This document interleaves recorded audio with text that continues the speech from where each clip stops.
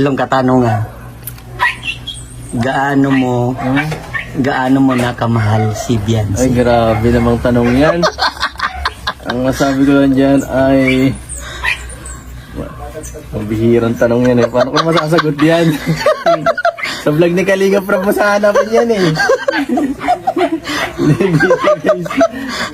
Ayan na. Loko, Miki, napanayan ako. Nablangko ako bigla doon. Siyempre, para sa akin, mahal na mahal siyempre kasi partner ko yan eh. Partner sa vlog, sa naman,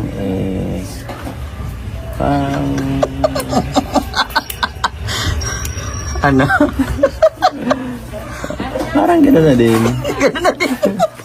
At, ayan,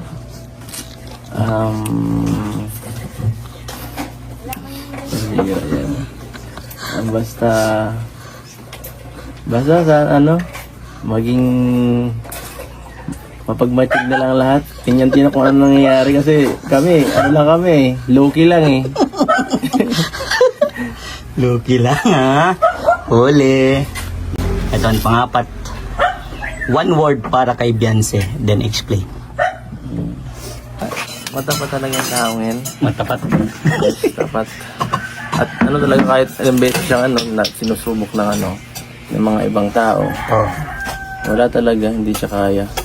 Kahit operan mo ng kahit nakakamanga siya talaga. Nakakamanga. Tungkol doon. Kaya pagka gusto ka niya, hanggang di mo siya nagugustuhan, hindi ka niya Hindi ka niya ayawan? Oo, parang ganun.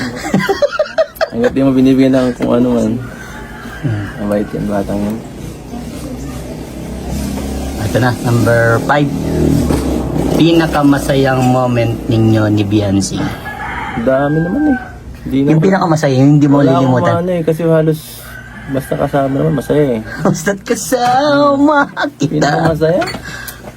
Pero pag kayong dalawa lang, matik na. Matik na. Kayong dalawa na nag-uusap yun. Wala ka, matik na ko wala. Matik na yun. Oo. Yeah, dito, sige. Number 6, pre. Number 6 na. Pre. Medyo may ito. May magandang tanong ito. Kung may darating na isang tao para kay Beyonce, sino to? Sino to? May malay ko kung sinong dadating.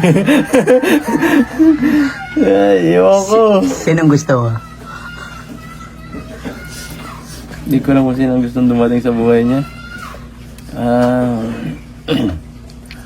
Sino ba ang dadating? Ako na, andito na ako eh. Kaya dati na ako nakadating eh. Wala nang dadating. Andiyan na, no?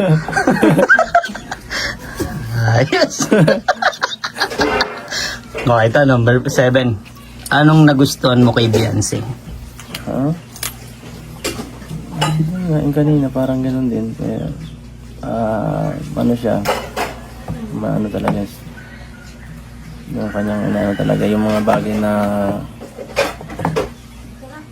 gusto niya talaga. Yung mga ganung klase, Yun ang nagustuhan mo? Saka... Gusto ko niya. Oo. Straight to the point. Wala nang pa, wala nang... Paligoy-ligoy pa?